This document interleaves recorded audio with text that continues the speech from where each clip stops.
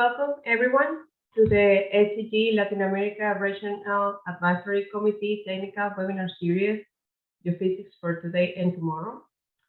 The SCG Latin America Regional Advisory Committee and myself, Mayra Gonzalez, will serve as your host for today's webinar. Before we begin, the model for this webinar will be a short presentation followed by an extended session of questions and answers. If you have any questions, please raise your hand in the webinar interface, and I will move you where you can ask your question directly to the speaker. If you would prefer to type your question, please use the question and answer box at the bottom of your screen. Please avoid to use the chat to make questions. Use the question and answer box at the bottom of your screen. Today, our speaker is Pablo Bristo Sabornin, and he is going to speak about the exploration in Uruguay. So before we start, also a friendly reminder that this information is copyrighted, and it will be available on SCG channels. So please do not record or copy this presentation. This information belongs to the author and to SCG. So as I said, our presenter today is Mr. Pablo Bristo, and he is the head of the geoscience at ANCAP, that is the National Oil Company of Uruguay. He spent the last 15 years involved in projects for the exploration and production of mineral resources offshore and onshore of Uruguay, Argentina, and Venezuela. He has had previous experience in environmental management and monitoring projects.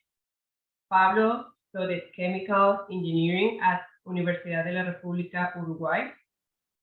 His postgraduate studies were in exploration and production of hydrocarbons in Argentina, and he has a master's degree in petroleum engineering from Watt University. So now please welcome Mr. Pablo Bristo for his webinar. Thank you, Mayra, and thank you everyone here in the audience, and SCG and the committee for allowing me this short time to make a presentation about the title is Exploration in Uruguay, but I will explore some other topics apart from the classic or typical oil and gas I'm used to. So the right title would be Oil and Gas Exploration in Uruguay and Expected Results. Yes? Okay. So as a summary of this presentation, I will talk about geophysical and geological data from oil and gas exploration, but not specifically applied into the oil and gas industry, but how this data can impact other disciplines, other areas and sectors. Yes, apart from energy and apart from mineral resources, it could also help into defining the sovereignty of a country or to improve human knowledge in other disciplines that are far apart from the oil and gas industry. Yes, or seems to be far apart. And to illustrate that, I will present some case study or examples of how the data help to emerge some other business and help to solve or to develop other issues apart from oil and gas industry. So just from the beginning, I would like to shortly present about the exploration. Uruguay has more than 75 years of exploration of oil and gas. We are still a frontier area or frontier frontier basin exploration, because despite the fact we have very good potential in certain areas and basins, yet there is no commercial discovery. And as always happened in some countries, the exploration efforts have suffered from different pulses. Yes, it is not a continuous of 75 years of exploration. It's more than different periods of intense exploration. For a few years of intense exploration, followed by some decades of no exploration at all. Yes, and the exploration has been focused not on the entire territory, but sometimes focused on a certain area or basin. Yes, for instance, the more historical exploration in Uruguay was based in the onshore, of course, mostly in the Norte Basin, that is a Paleozoic basin. You can see here in the map. Here is the map of Uruguay. And in the more northwest part of the Norte Basin is concentrated the exploration activity. Yes, that area concentrated the exploration activity throughout all these years. Yes, but also onshore we have Santa Lucia Basin and Laguna Marine Basin. And in the offshore we can identify 3 basins, and the surface in terms of square kilometers is similar to the onshore basins, comprising Punta del Este, Pelotas, and Oriental de Plata. And for instance, Pelotas Basin is the more southern part of a big basin, also developing into Brazil. Yes, so historically the exploration in the offshore was concentrated in the shallow waters until recently, but the last, let's say, 15 years, we moved to the more deep areas of the offshore. Yes, I will show you very briefly that later. And if we kind of try to summarize what is the exploration data in the onshore, in the Norte Basin, we can see a few wells and some seismic has been shot within 1950 and 1989. Yes, mostly looking for accumulations from Permian and Devonian source rocks. Yes, but so far, or up to this time, we just identify this source rock, and we also have outcrops of this Permian and Devonian potential source rock, but we've seen that they are immature or just early mature. What we can see from the exploration history in Uruguay is that at the beginning, or at least 50 or 60 years of exploration in different phases were performed by the National Oil Company. Yes, at the cost and risk of the national company.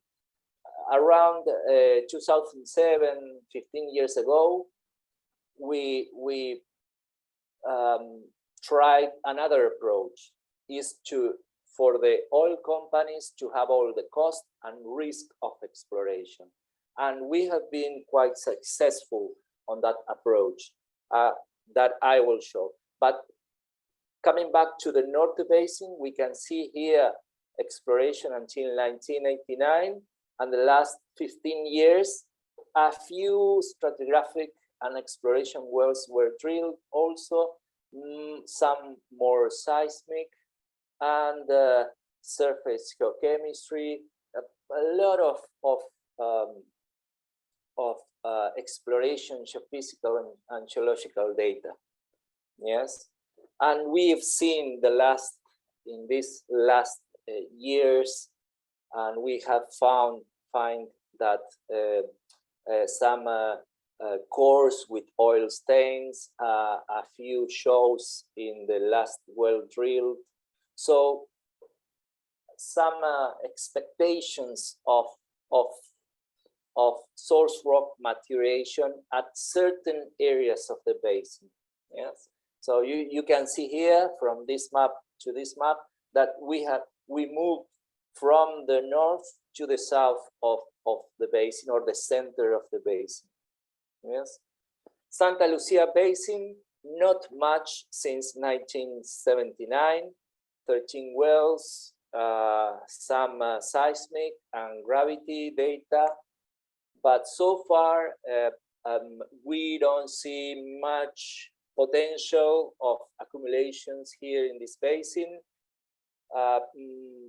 probably because the Cretaceous source rocks present there in the basin are immature. Yes, but we can see some potential for geological storage. Yes, I mean natural gas underground storage, or sequestration of CO2, or even new ideas and projects regarding the geological storage of hydrogen.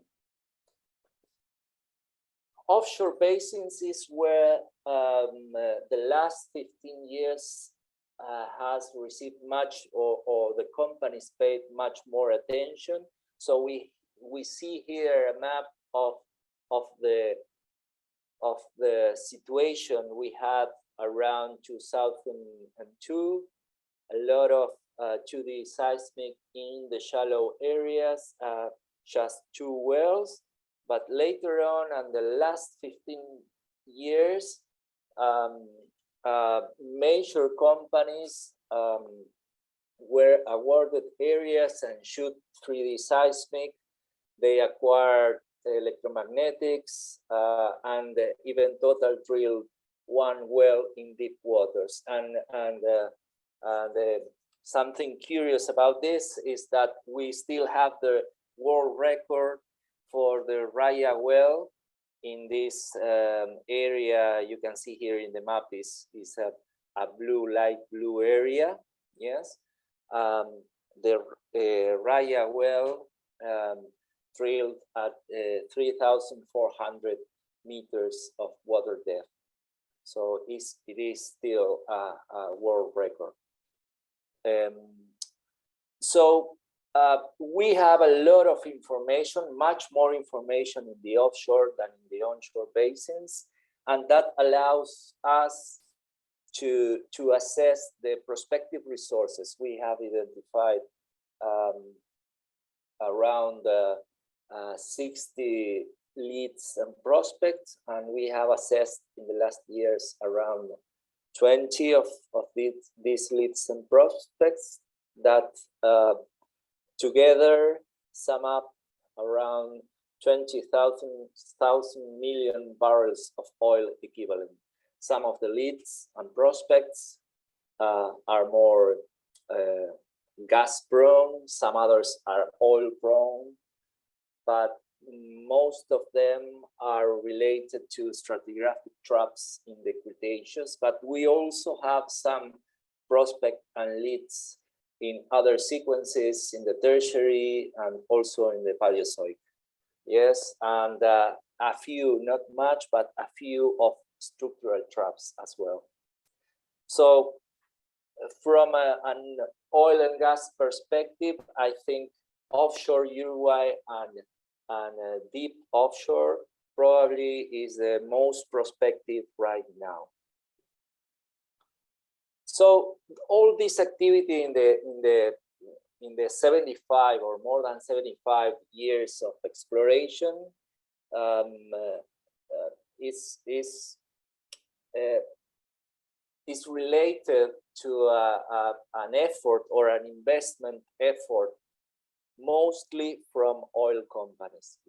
Here we can see a chart of the exploration investment in Uruguay from 1950 until the last years. And it is very clear, the peak you can see here around the 2012, 14, 16. It's a huge amount of money invest in frontier exploration in Uruguay. And most of this money was invested by oil companies and service companies. Yeah. So we used to have some investment in the past as a national oil company. You can see here some small amounts or related small amounts in the 50s and in the 80s. But after all, what we've learned from this analysis is that if you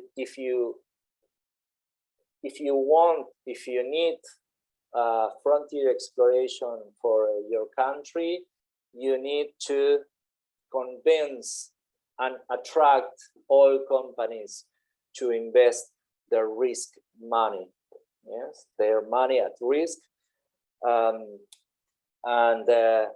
to come with new technologies, and to, of course, to provide enough data to assess the resources in the country.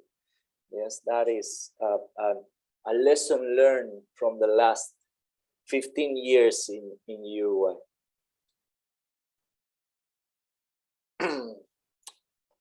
So apart from the investment and the money, I think it is important how this money translates into knowledge. Yes.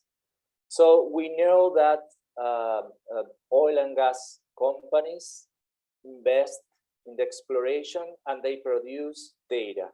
Yes, mostly geological and geophysical data, but also, and that is the focus of my talk today, they produce a lot of other kind of data: environmental data, oceanographic data, information and data from society and anthropic activities. And all this data, apart from using it into the oil and gas exploration, can be of help to other disciplines. Yes, for instance, of course, geological and geophysical data like seismic, like wells, exploration wells, stratigraphic wells, can be of use for the earth sciences. Yes, and that can develop knowledge into other areas like mineral resources, like geohazards, like hydrogeology. Yes, so oil and gas business and oil and gas investment can impact in a certain area of knowledge and discipline far away and quite different. Yeah, and that, I think, from my perspective as an official of a regulator, of a national regulator, it's another lesson learned. Yes, from all this process. Yes, data produced in the oil and gas business can be of help to others. Yes, and can develop other business apart from oil and gas. Yes, for instance, environmental data can be of use to physical and biological sciences. Oceanographic, social and anthropic can have an impact into other disciplines. Yes, for instance, and this is how it worked in Uruguay. Since 2009, we have been agreeing signing agreements with researchers for the information to be of use or those researchers, and we have been very successful or quite successful on that. In this graph you can see that there are a lot of research and development and PhD and master thesis produced with the data from oil and gas exploration. Yes, around 80 so far, 28 research projects, 13 PhD, for 24 masters and 8 bachelor, all from data produced in the exploration onshore and offshore Uruguay. Yes, this is a quite interesting achievement.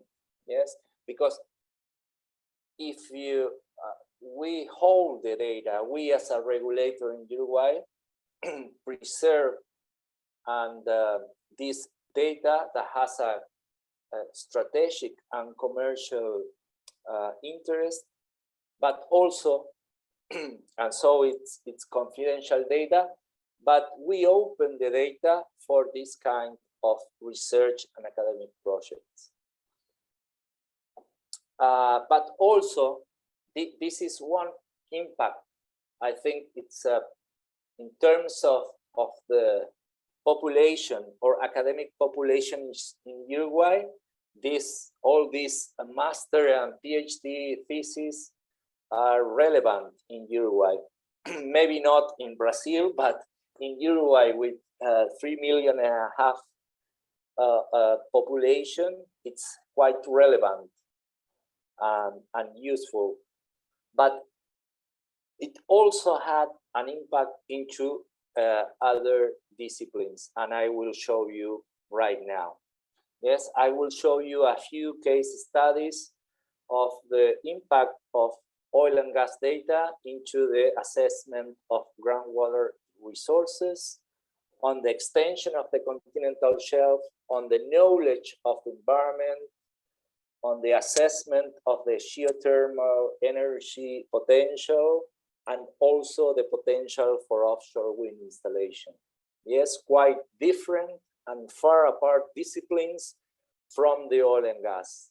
Yes, and this is one of the first outcomes, yes, unexpected outcomes from the oil and gas exploration in Uruguay. Yes, there is a joke in Uruguay that when ANCAP explore for oil, we find groundwater, and this is this is based on the long and history, because around 1940, not ANCAP but Geological Institute was exploring for oil in the north of the country, and they found the first searching hot water well, and also some of the wells drilled in the 50s, drilled through the deep Guarani aquifer. And so all these wells, these oil and gas exploration wells, were fundamental to develop, to characterize, and to develop a hot spring tourism in that region. Also related to groundwater and later on, the geophysical and well data was very useful to characterize the Guarani aquifer. I don't know how much of you are familiar with the Guarani aquifer. It's a large aquifer comprising the south of Brazil, north of Uruguay, the east of Argentina, and also Paraguay. In the 2003, from 2003 to 2009, there was an international project to delineate, to characterize, and to finally protect and manage this resource.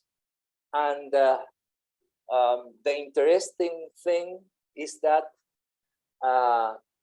most of the data from this deep aquifer comes from the oil and gas wells, at least for Uruguay, but I'm sure that in Brazil and in Argentina, legacy wells and legacy seismic was very useful to characterize this aquifer. Another case study or example, for instance, in 2009,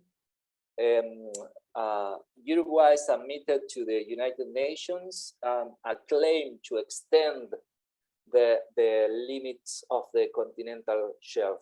Yes, all the nations in the has a right of 2,000 nautic miles.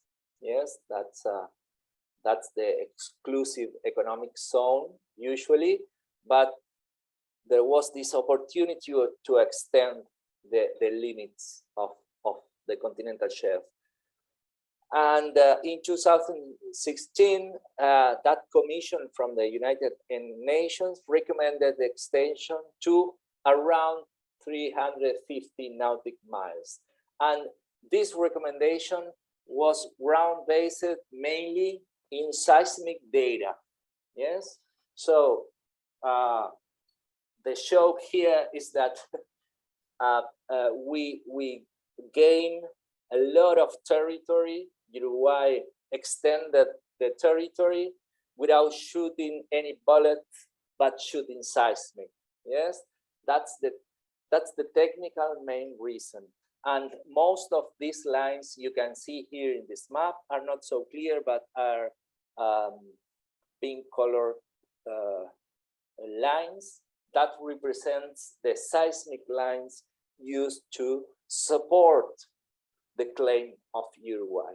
And some of them are seismic lines shot during oil and gas exploration. And the interpretation of these seismic lines were performed by ANCAP geophysicists and geologists. Yeah.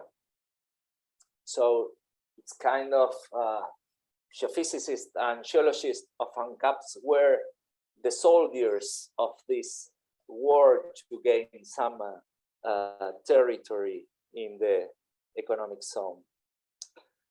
Another discipline or area of knowledge developed with oil and gas data is the environment.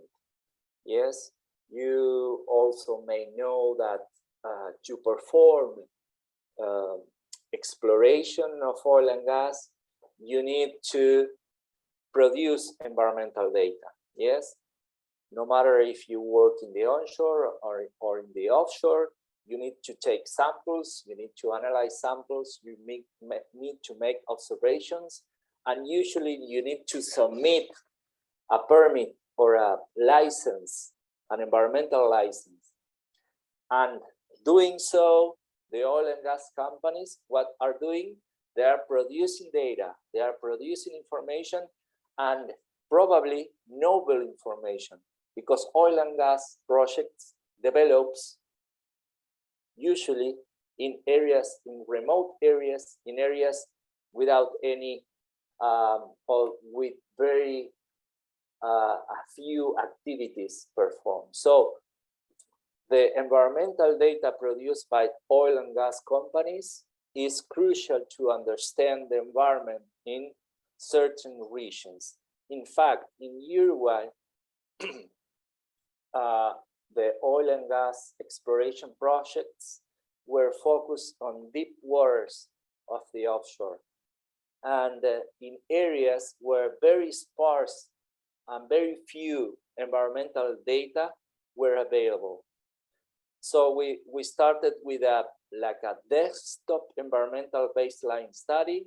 Yes, we contracted the university to perform that, and more than 50 scientists reviewed all the technical literature in different disciplines like biological, physical, and chemical oceanography, fisheries, everything.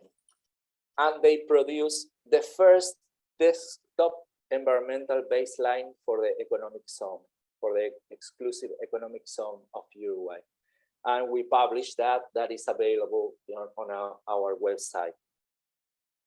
But we realized that at that time, we didn't have enough data to characterize the state of the environment. So we moved forward and contracted some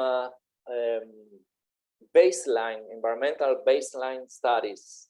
Yes, and also the oil companies contracted that.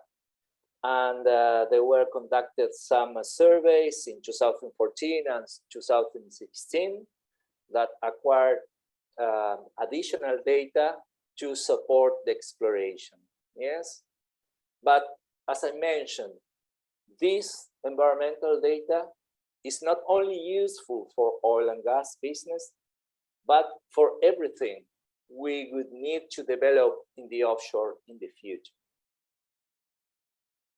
Yes, for instance, some of the surveys, seismic surveys performed in the offshore, there were marine fauna observers on board of the vessels, and they record not only marine mammals, but also a sort of different species present in the offshore. Yes, here some of photographs of turtles, flying fish, etc. Yes, and also produce knowledge. For instance, one of the marine fauna observers working on board of 3D vessels recorded and pictured the presence and distribution of different species, including the first sighting of certain species. Here is one example of the Stenalis frontalis dolphins. It's a species that before that record, they were not identified in the Uruguayan waters. Another example of the applications or usefulness of the oil and gas data is the geothermal energy. Yes. For instance, the geophysical data and well data from oil and gas exploration can be of interest and used for the determination of the heat flow and to characterize and to assess the potential for geothermal energy. And here is an example of a recent work published by a colleague in the Norte Basin, assessing the heat flow from some wells, including some exploration wells in the Norte Basin. Yes. And finally, my final example, it's looking to the future and looking to the energy transition. Some of you may be thinking about the energy transition and how we as professionals can move to other areas of the business, or how can we accommodate to the energy transition. Yes, so that's I think there are a lot of opportunities for geophysicists and for geologists and for petroleum engineers in the energy transition. And this is an example. Some of you may know that to install offshore wind farms, you need to perform a lot of geophysical acquisition and processing and interpretation. Yes, it may be different from the oil and gas business because you need information from the shallow sequences. Yes, maybe around tens of meters to 100 meters. But at the end, it's geophysical data, and the concepts and the knowledge, it's on the people working on geophysical data right now for oil and gas. Yes. So this is an example how we use not only geophysical data, but all data from oil and gas to assess the potential installation of offshore wind in the offshore of Uruguay. So we produce this very high-level assessment. This is a map illustrating all the criteria we consider to select areas for the installation of infrastructure, wind offshore infrastructure. Yes. So all this data you can see here in the map is data produced during oil and gas exploration. So this is another example of how oil and gas business can be of use for other disciplines, sectors, business, etc. So here is a summary of all the reference I showed, and I hope you found this interesting, and I'm looking forward to your questions. Thank you so much, Pablo, for such an inspiring and very good presentation. Yes, we have some questions on the box. So just let me start reading here. So the first question says, are these numbers of academic projects overall Uruguay? Yes. Okay, yes. These projects counts academic and research project produced with data from Uruguay, but also include, for instance, a lot of PhD and master theses that were performed in other universities, international universities. Yes, for instance, United Kingdom, we have had PhD and master students from Imperial College, Leeds University, Royal Holloway, a lot of universities from United Kingdom. Yes, so it was produced with data from Uruguay, but it was produced elsewhere. Okay, thank you. The second question is, what were the main conclusions regarding the petroleum system hypothesis from offshore Raya 1 well ex-post analysis? Okay, thank you. Yes, the target of Raya was an Oligocene stratigraphic traps, and the postulated petroleum system by Total at that time was the Paleocene to be the main source rock for this reservoir. Yes, so this well, first outcome from this well is a dry well, is that the Paleocene has no or very little potential for oil generation in that zone. And that is that I think that is an interesting outcome, but from our perspective, the most interesting source rock or potential source rock are Cretaceous: Aptian, Albian, Varemian, and also Cenomanian and Turonian. Yes, not Paleocene, and there are just very few records in the South Atlantic of a Paleocene source rock. Okay, thank you. Another question is, what is the criteria for extending continental shelves to 350 miles? Is it a sedimentary thickness of certain value? What is the value, or something else? Yeah, okay, I'm not an expert on that, but I have some insight from my colleagues on that. There are there are 2 or 3 technical criteria for you to claim an extension of the. One of the criteria is the morphology. Yes, if the morphology complies with a certain criteria, then you can claim for the extension. Yes, and another criteria regards with the geology. Yes, yes, and the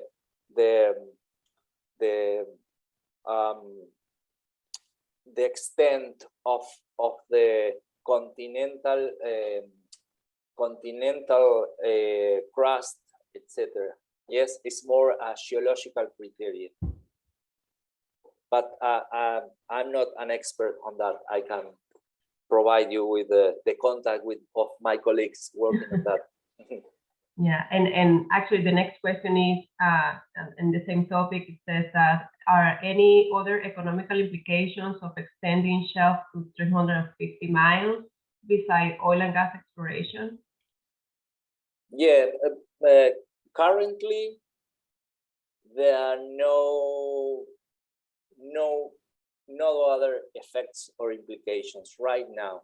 Yes, because the extent of the continental shelf provides the country with a right not in the water column but in the seabed. Yes. So if in the future there are some resources in that extended continental shelf, of course they will be of value for Uruguay. Right now there are no implications at all. Okay, thank you. The next question, Ana Curcio says, hello, Pablo, thank you so much for your talk. I was wondering how much is Uruguay interested in exploration in areas out of Latin America? Okay. Yes, ANCAP was involved in some years ago into the exploration in Venezuela and also the production and exploration in Argentina and some experience in Bolivia and Ecuador. So it's something not unfamiliar for ANCAP. Right now, the strategic view of ANCAP is not to explore or not to invest outside Uruguay, but of course that is a corporative strategy that could change in the future. But right now there is no interest. Okay, thank you. Does ANCAP have their own geophysics service line, or does ANCAP contract services? Okay. Well, we have a small team, she team, that I am the leader of that small team of geophysicists and geologists. So in terms of the design and the fiscalization of geophysical surveys, we perform that in-house. Yes. When we need specialized services, we contract them, or we are quite familiar also with the multi-client agreements. Yes, and we are quite positive for this approach. That means that usually we sign multi-client agreements with geophysical companies, service companies.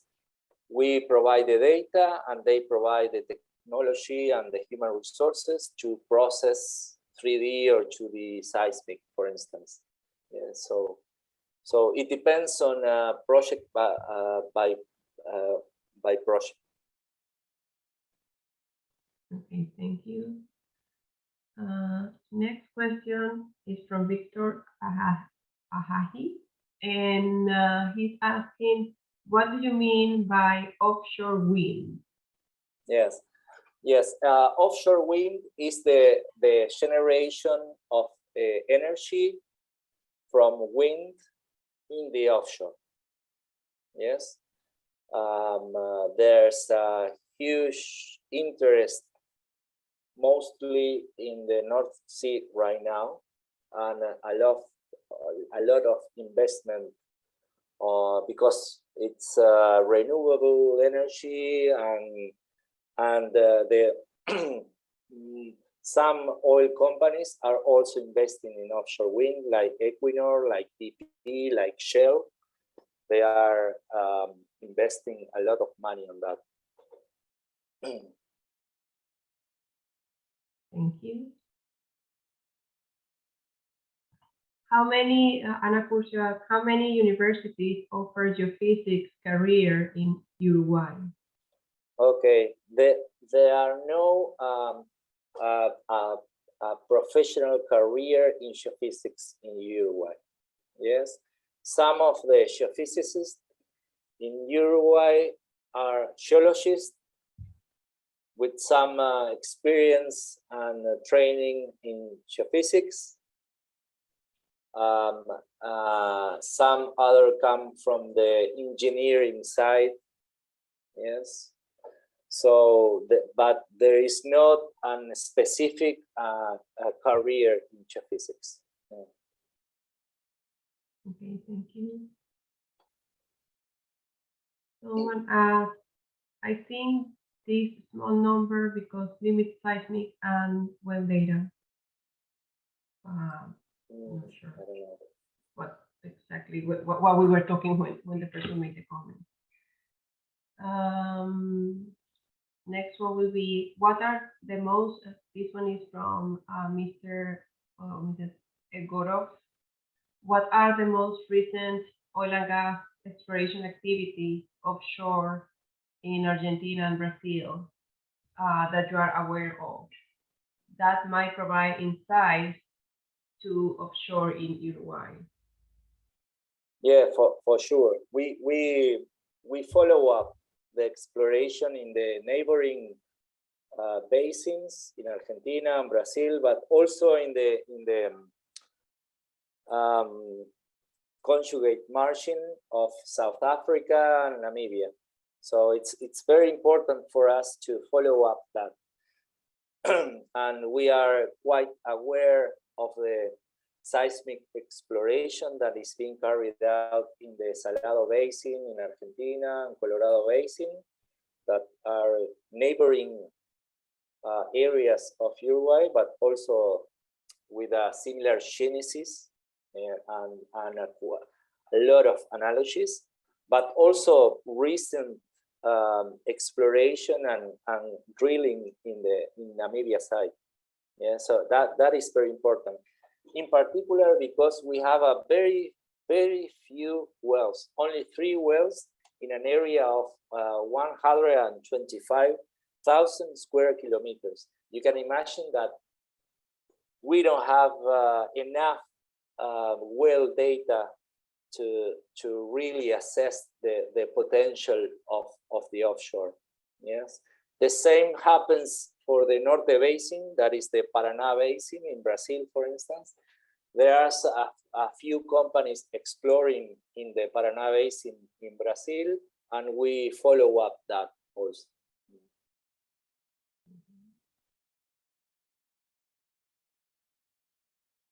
The question on the tab, it says, what are the available types of oil traps? Structural, stratigraphic, or are combined? Stratigraphic, yes. Cretaceous stratigraphic, yes. Mostly related to submarine fans, turbidites, or this kind of in terms of scale, and the most prospective maybe that kind of Cretaceous stratigraphic traps.